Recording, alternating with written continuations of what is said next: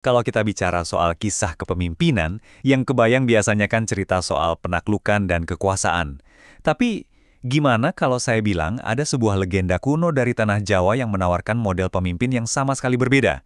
Seorang pemimpin yang dibentuk bukan oleh tahta, tapi oleh perjalanan hidupnya sendiri. Nah, inilah kisah Panji. Coba kita renungkan sejenak. Apa sih yang sebetulnya bikin seorang pemimpin itu jadi hebat? Apa karena garis keturunannya, kekuatan militernya, atau ada sesuatu yang jauh lebih dalam dari itu? Kisah Panji ini punya jawaban yang mungkin bakal mengejutkan Anda, dan kita akan kupas bareng-bareng.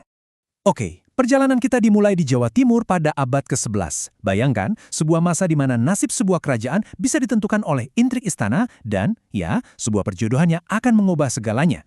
Dan kenalan dulu sama tokoh utama kita, Panji Asmorobangun. Dia ini bukan pangeran biasa loh. Dia adalah putra mahkota kerajaan Jenggala yang besar, pewaris tahta yang takdirnya seakan-akan sudah ditulis sejak dia lahir. Sebagai calon raja, pendidikannya jelas bukan main-main. Sastra, jago. Strategi perang, ahlinya. Filsafat kepemimpinan, wah dia dalami banget. Tapi yang bikin dia istimewa itu bukan cuma soal kepintarannya, justru karakternya. Ketenangan dan kebijaksanaannya itu yang jadi kekuatan utamanya. Nah, untuk menyatukan dua kekuatan besar di Jawa saat itu, yaitu Jenggala dan Kediri, sebuah pernikahan politik pun diatur. Panji dijodohkan dengan Dewi Sekartaji dari Kediri. Jadi ini bukan sekedar soal cinta ya, tapi ini adalah langkah strategis demi perdamaian dan persatuan seluruh negeri. Semuanya kelihatan sempurna. Persatuan sudah di depan mata. Tapi, seperti dalam setiap kisah yang hebat, takdir selalu punya kejutan. Tiba-tiba, boom! Dewi Sekartaji lenyap. Nggak ada jejak. Entah diculik, entah jadi korban politik istana, calon istrinya hilang begitu saja. Rencana penyatuan kerajaan pun berantakan dan hati Panji hancur. Terus gimana? Nah, justru dari sinilah kisah yang sebenarnya baru dimulai. Kalau pangeran lain di posisinya, mungkin udah mengerahkan seluruh pasukan untuk perang. Tapi Panji, dia memilih jalan yang sama sekali nggak terduga. Sebuah jalan yang justru akan menempa ulang siapa dirinya. Coba deh Anda bayangin, seorang pewaris tahta, menanggalkan semua kemewahannya, jubah sutra, mahkota emas, semua kenyamanan yang dia kenal. Panji melangkah keluar dari gerbang istana, bukan lagi sebagai seorang pangeran, tapi sebagai pengembara biasa. Dalam perjalanannya, dia berganti-ganti identitas. Dia bukan lagi cuma Panji Asmorobangun. Kadang, dia jadi Ande-Ande Lumut. Di tempat lain, jadi Kelana Panji. Dan banyak lagi nama lainnya. Kenapa? Supaya dia bisa melebur dengan rakyat jelata. Melihat kerajaannya dari sudut pandang mereka. Secara langsung, tanpa filter. Jadi jangan salah sangka ya, kepergiannya ini bukan tanda kelemahan atau keputusasaan. Justru sebaliknya, ini adalah sekolah kepemimpinannya yang sejati. Karena bagaimana bisa memimpin rakyat kalau tidak pernah merasakan langsung apa yang mereka rasakan kan? Jauh dari kemewahan istana, di tengah kerasnya kehidupan rakyat biasa, disitulah karakter asli Panji benar-benar diuji dan dibentuk menjadi lebih kuat. Perjalanannya ini bisa kita lihat sebagai 4 langkah transformasi. Pertama, dia tinggalkan semua hak istimewanya.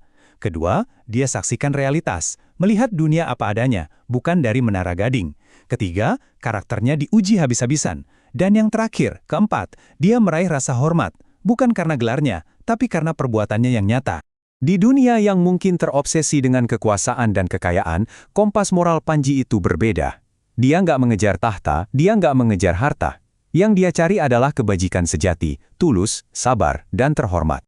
Dan disinilah takdir bekerja dengan cara yang ajaib. Dalam pengembaraannya, dia bertemu dengan seorang wanita yang juga sedang menyamar. Wanita yang ternyata memancarkan nilai-nilai yang sama persis dengan yang Panji cari. Dan wanita itu adalah Dewi Sekartaji, yang ternyata juga sedang menjalani ujian hidupnya sendiri.